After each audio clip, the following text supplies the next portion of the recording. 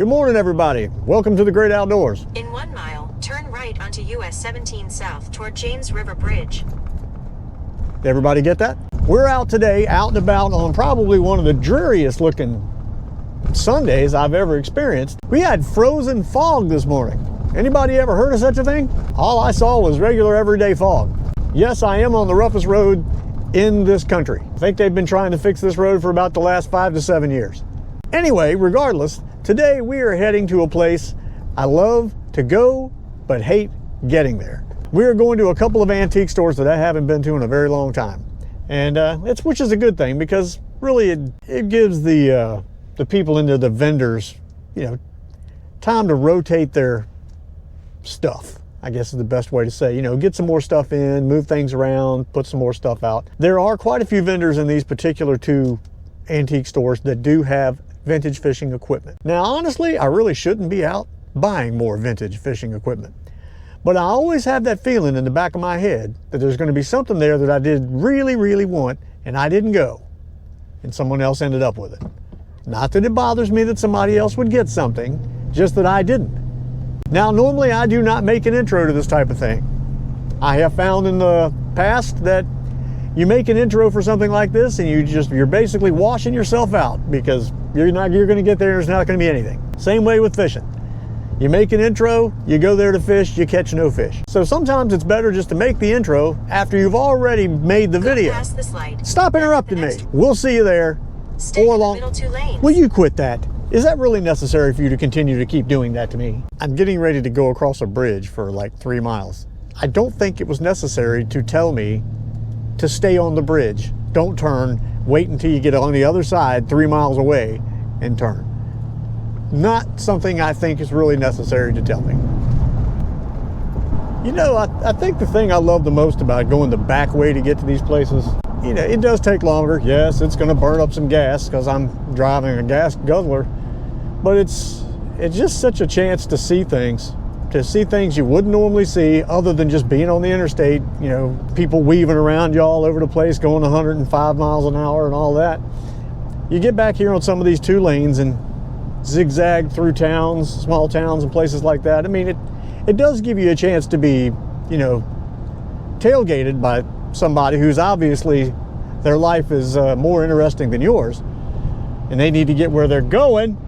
But the funny thing is, they're getting ready to pull up to the same stoplight I am. There you go.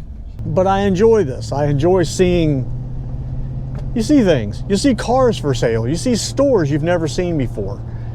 You see everything. Just the landscaping, It's just cool.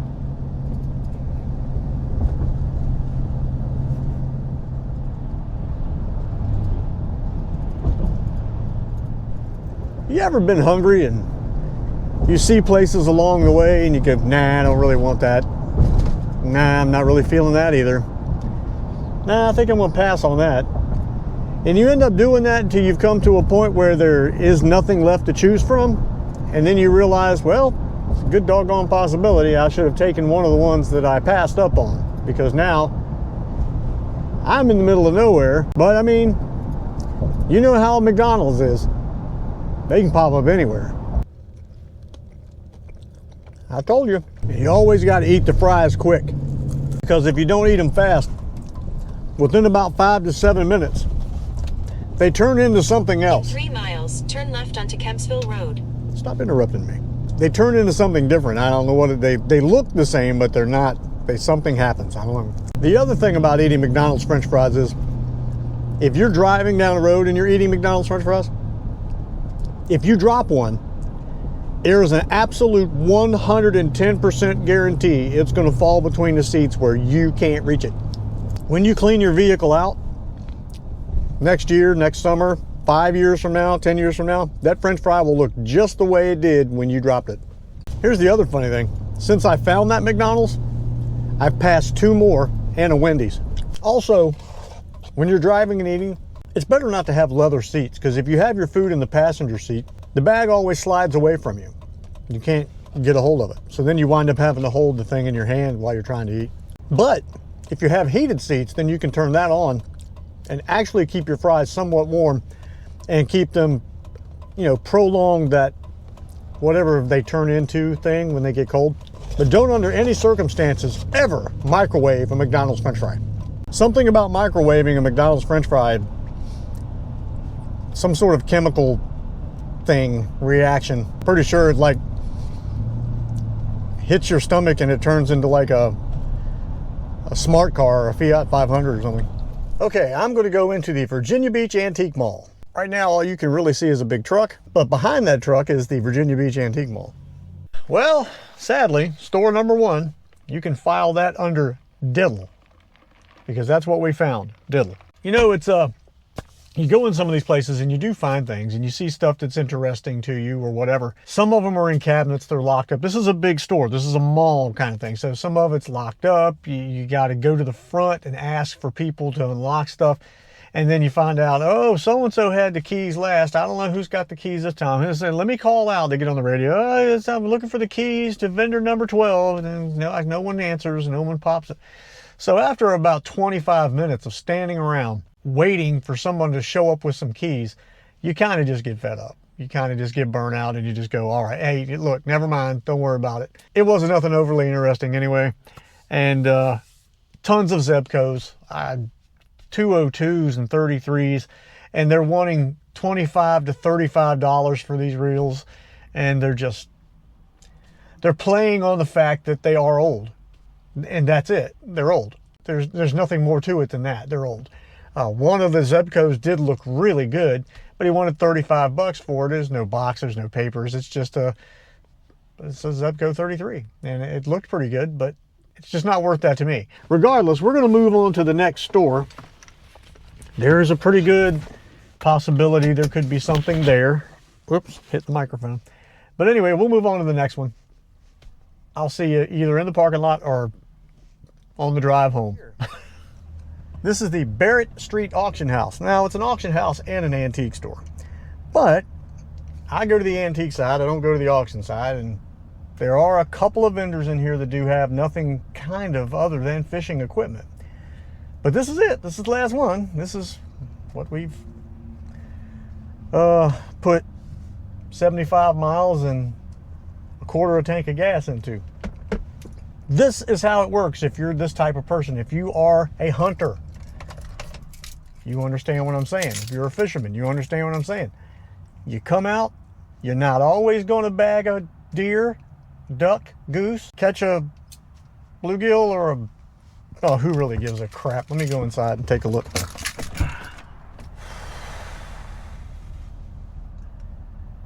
Hold on, I need a drink. That ain't near strong enough. I did something I normally don't do and wasn't gonna do, because what I found is not something I really want to go out and buy any more of, and it's not something that I'm really going to use. But it was in such bad shape that I thought, all right, let's just try to save this old guy. I think I know where to rehome it if I can get it to work right. Yes, I bought a Zebco. I was looking at it. Of course, there are 3 Zebcos at this particular person's table. A 202, and looked to be somewhere around a early 80s 33. Well, as I got to looking more and more around, he had a sign up there that said everything in this booth 50% off. Well, the oil had leaked off onto the price tag so badly I couldn't tell how much it was, and it looked like it said $15. Turned out it said $12. Well, for $6, I'll give this a shot.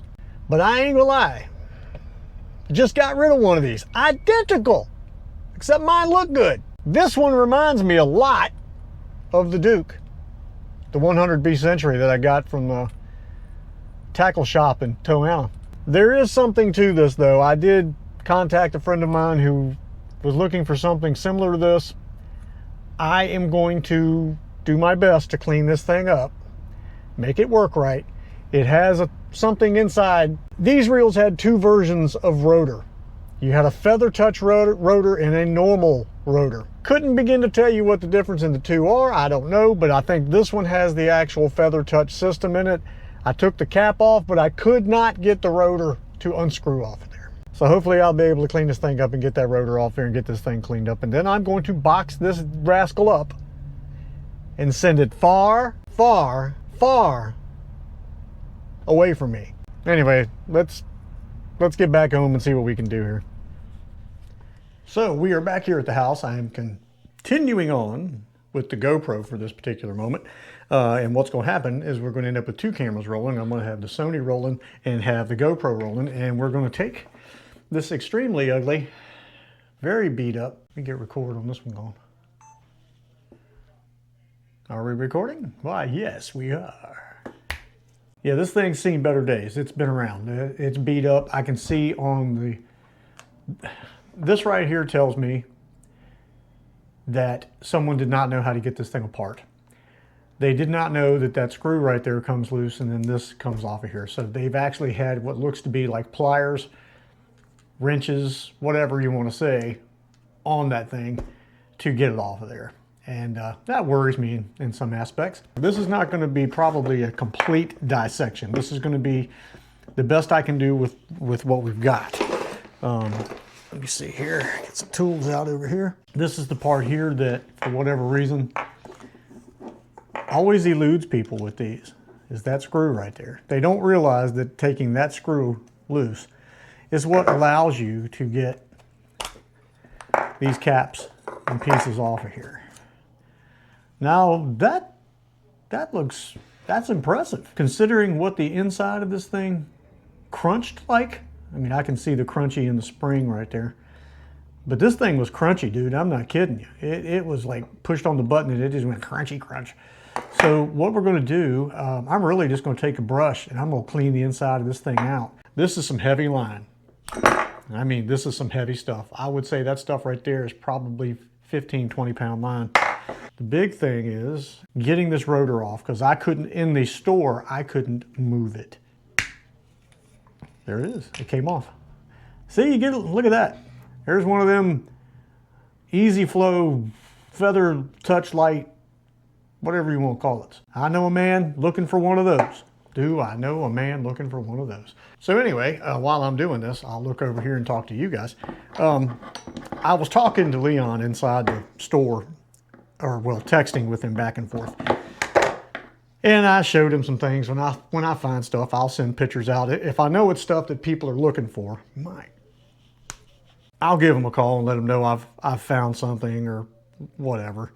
And this one was in the, I thought, $15 range, because the oil on the decal on the sticker had done, he I guess used a Sharpie, and that Sharpie kind of melting away underneath of the oil that he had used. But that's really clean inside, despite the fact this thing looks like it has been thrown off a cliff. Pretty ugly.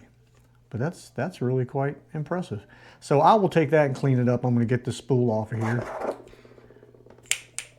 That's actually in pretty good shape. So it's really just that the poor thing has been badly treated.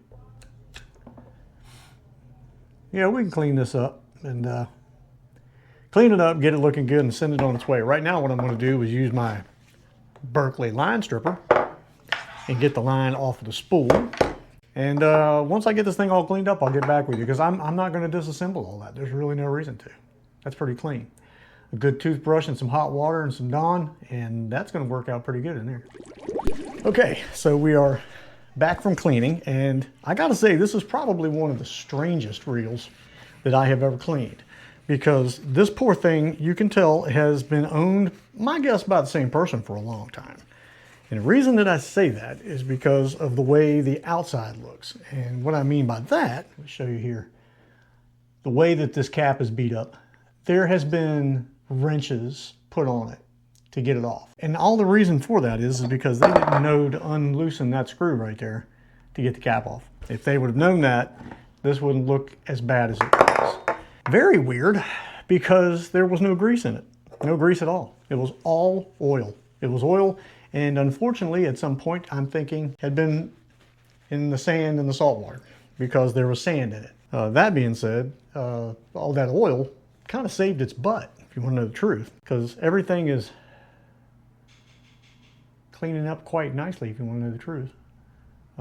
Some hot water and some Dawn and a toothbrush, and all that sand and nasty, dirty junk pretty much came out of the inside.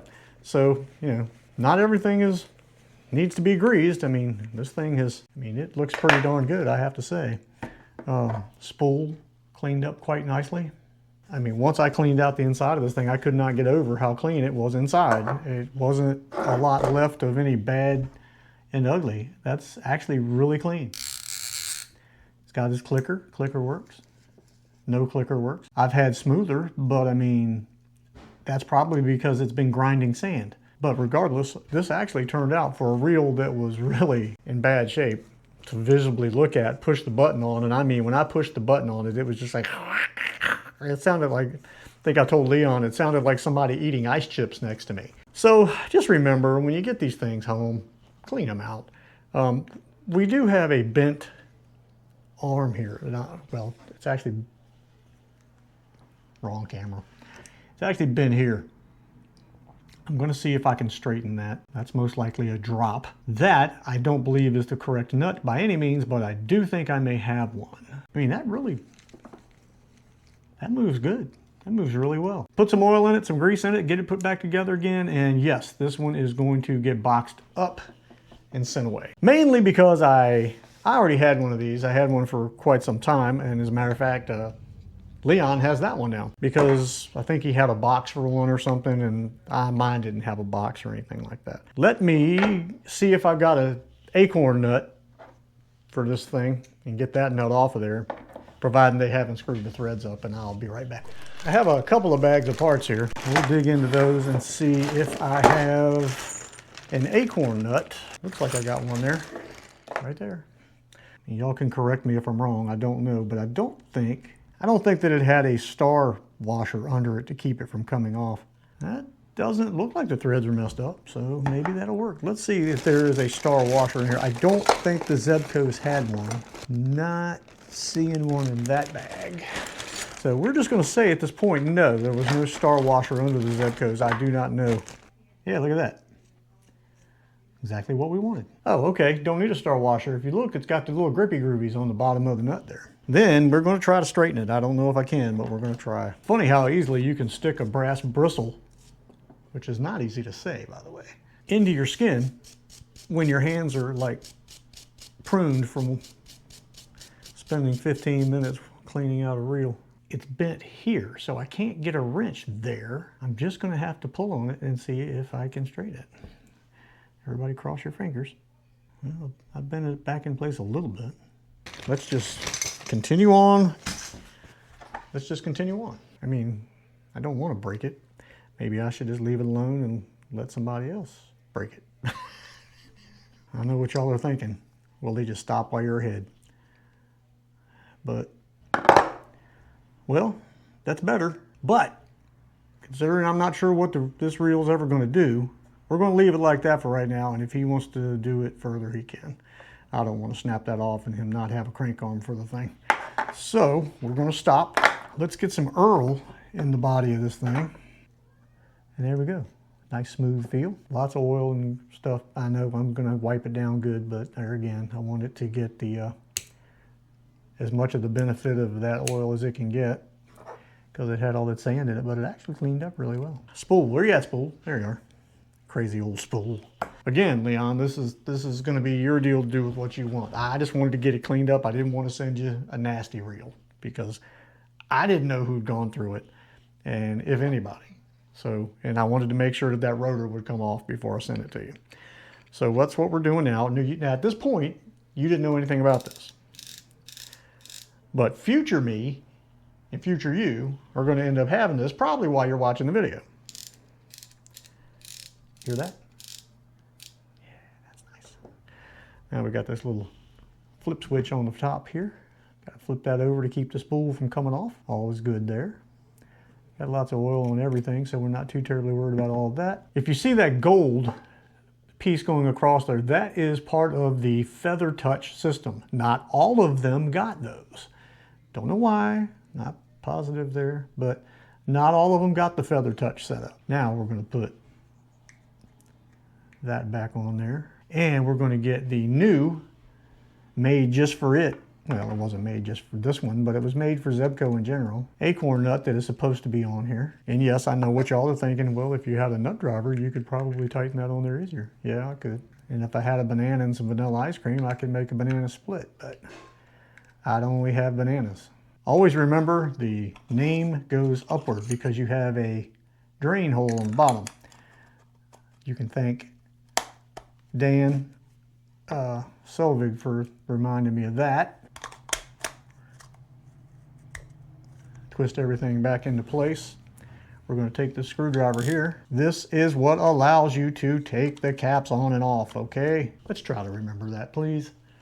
Here we are, doing the thing. And I'm going to tell you, doing the thing to this one ain't going to make a whole lot of difference. It's got a lot of oil and grease, a lot of oil anyway, all over it, which is fine, considering it's getting ready to be packed up and shipped away and sent over to Pensacola, Florida, where it's going to get lost in the Jacksonville black hole for a couple of days. Maybe not, but it is Christmas time. Sleigh bells ring, are you listening? Anyway, here you go.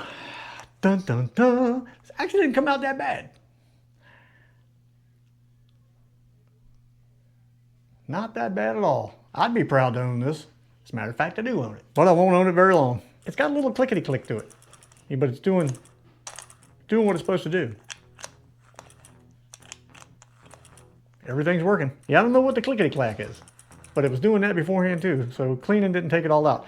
Still got a slight bend to that, but I don't want to break it. I want to send it in one piece so someone receives it in one piece.